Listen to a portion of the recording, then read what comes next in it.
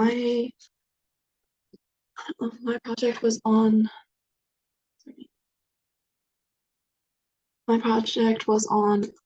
Chinook salmon, the contaminants risk assessment of Chinook salmon in the Sammamish River.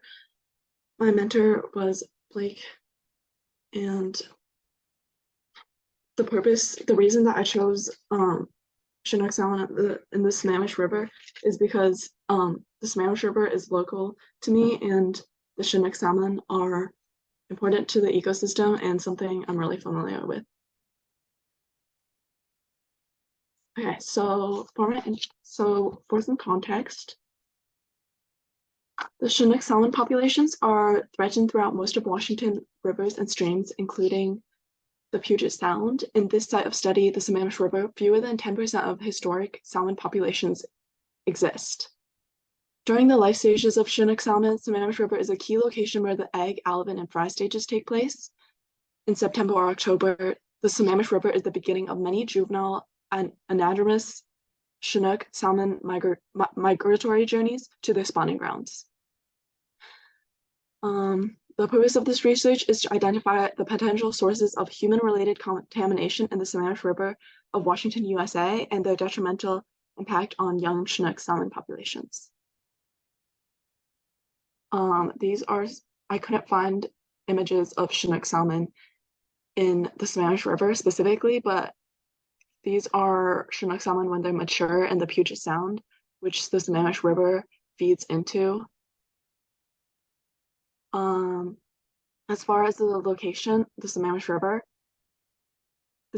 Basin itself is composed of 153,600 acres.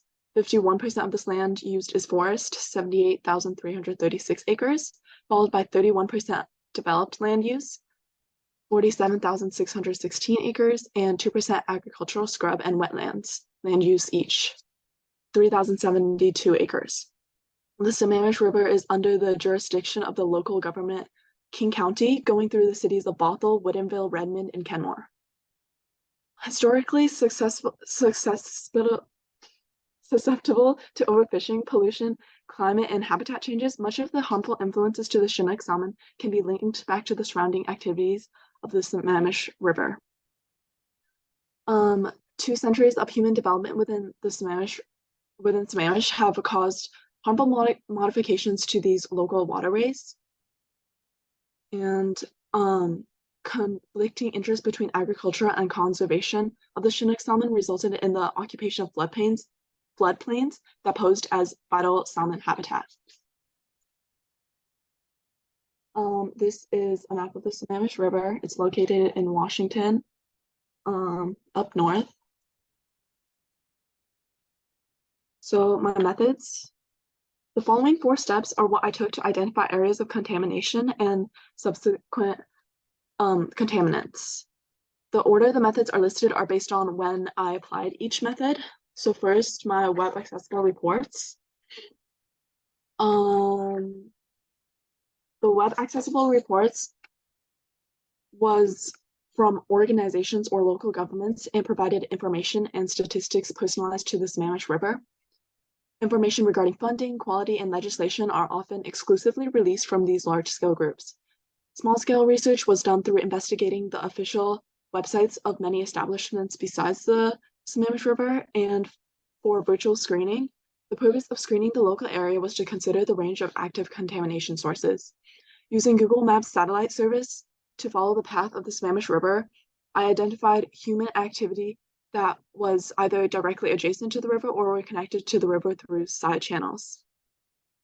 During the research, when I discovered new harmful establishments, I would screen their location in reference to the Sammamish River, and by examining the source and range, it helped in determining their scale of influence. Thirdly, was my communication method. I applied this method when establishments, like through the web accessible reports, the establishments didn't have enough information on their practices. I would contact them through email from their website or filled out a request form. And I sent a variation of the same inquiry to several farms and parks. This method did reveal some theories. While nobody responded, it revealed some theories of importance because usually when they have something favorable, they'll present it.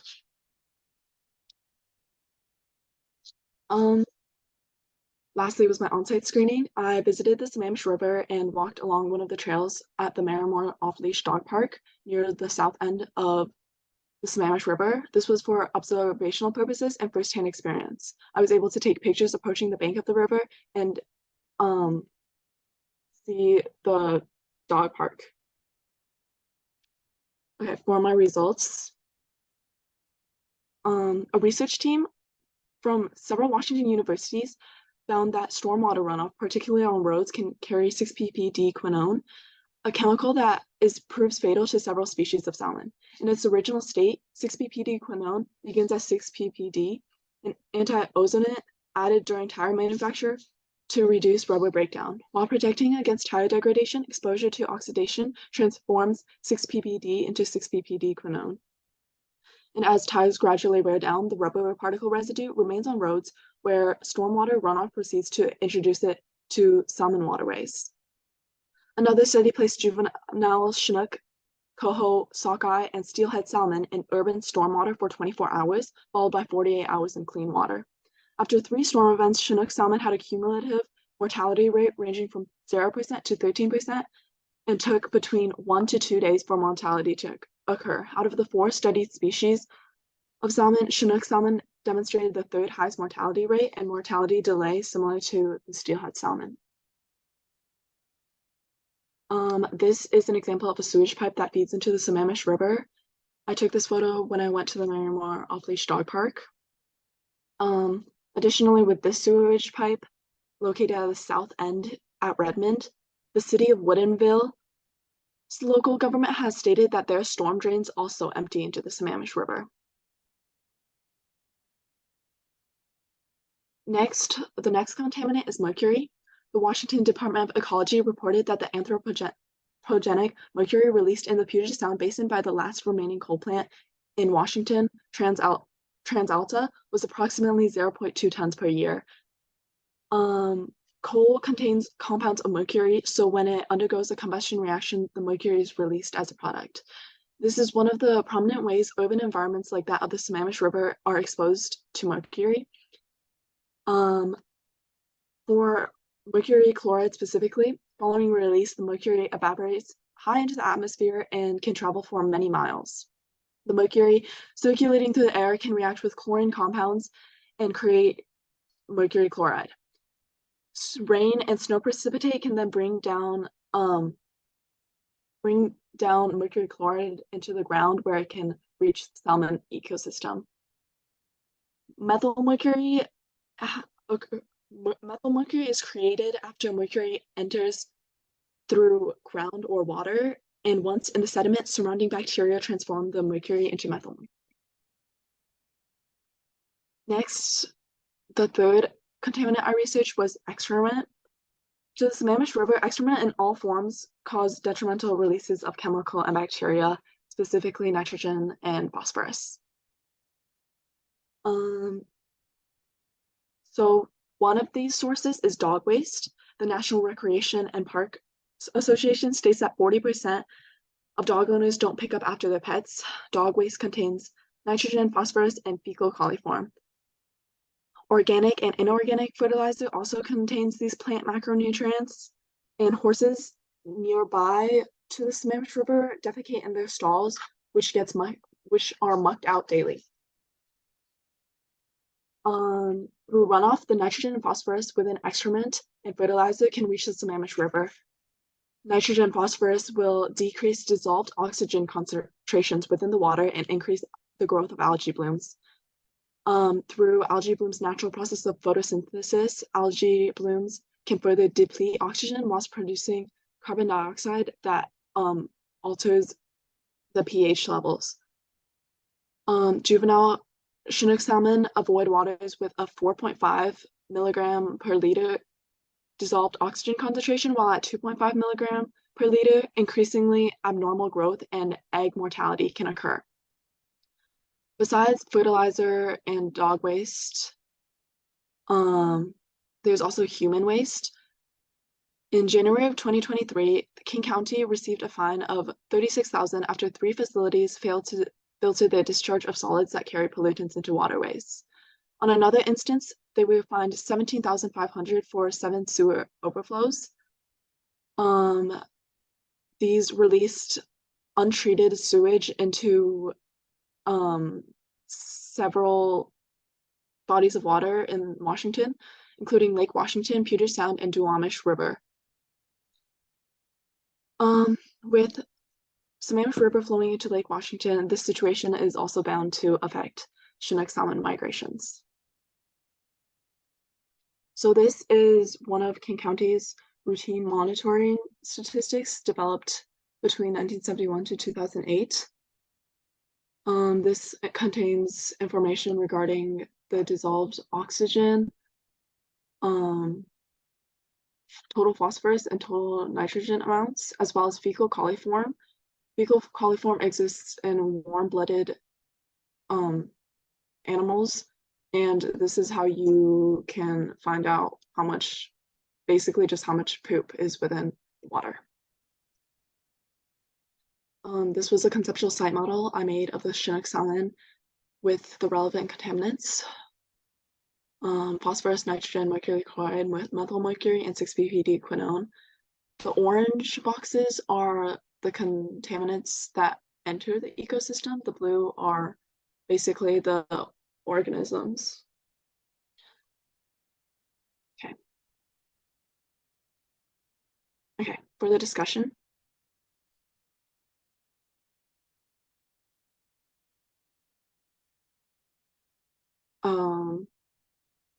Okay.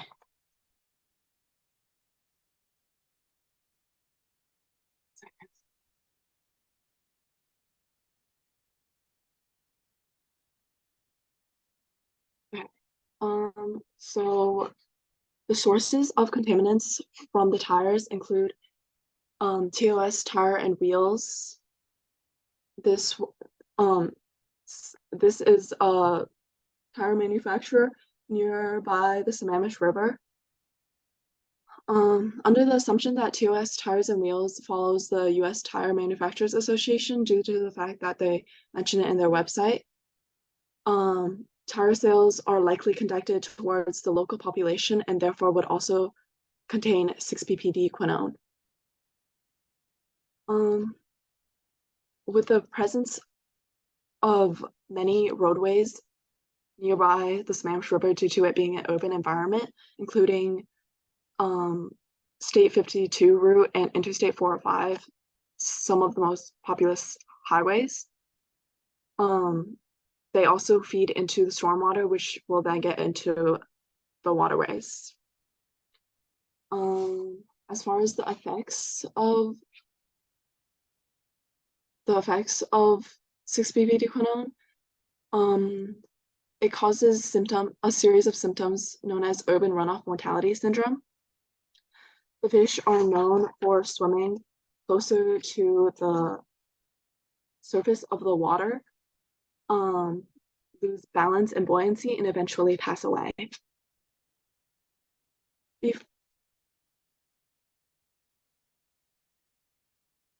Some solutions that have been created is rubber modified asphalt. This would be expensive, however, to replace all highways with this, and other theories are adding protections to roadways that can help treat stormwater runoff. One of the UTA professors involved in the study discovering 6-ppd quinone in Washington streams suggested an alternative tire chemical preservative to be changed in future tires. Some ways that we as individuals can help with this situation is to reduce motor vehicle travel and make sure that the tire pressure in our tires is maintained properly so that we can reduce our residue and footprint.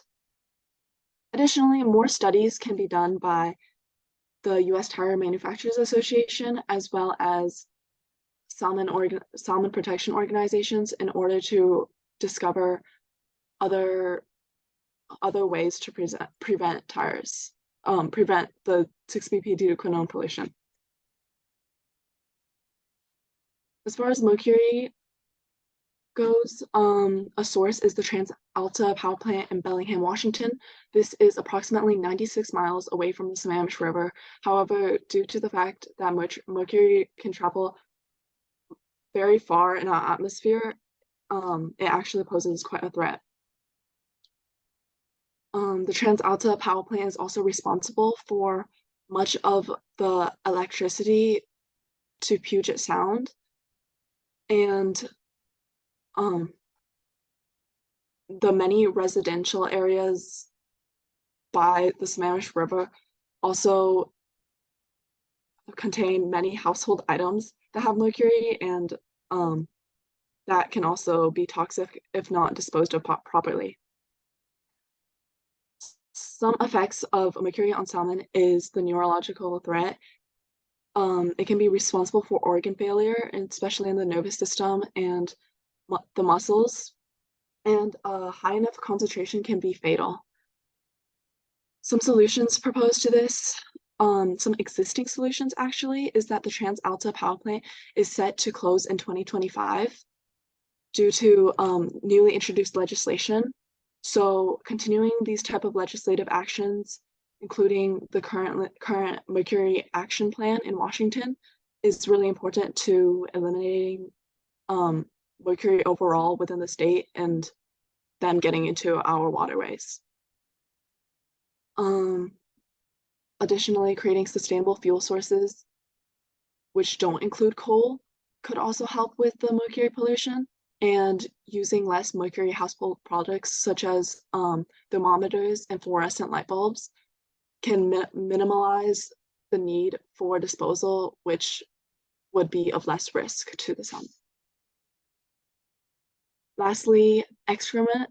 Some sources of waste in the Sammamish River area is the Marimore Off-Leash Dog Park, the sewage disposal by King County, and the stormwater pipes, and some other unconfirmed sources of fertilizer usage is the following parks and farms. Some effects of excrement getting into the water for salmon is suffocation due to reduced oxygen conditions, acidosis, which is a result of carbon dioxide and subsequent changes in pH, ammonia and nitrate poisoning, and increased carbon and acute necrosis in the gills, which would cause respiratory issues in Chinook salmon. Some solutions to the excrement reaching waterways is restricting pets. 60 Acres Park, for one, has a new policy where dogs are not allowed. Proper animal waste disposal methods. Upon visiting Marimore Off-Leash Dog Park, there were many poop bags stationed along the trail. Reducing fertilizer usage, such as organic and inorganic, which all would usually contain the plant macronutrients, as well as holding local governments like King County responsible for their sewage facilities, and encouraging maintenance and infrastructure improvements, as well as continuing to fine these local governments. The tens of thousands of dollars that King County was fined for actually goes back into the Salmon Fund and Coastal Restoration Program here, and yeah. Here's a top view of the Sammamish River. Those two are dog ponds, which actually is like direct exposure of the dogs to the waterway. Thank you.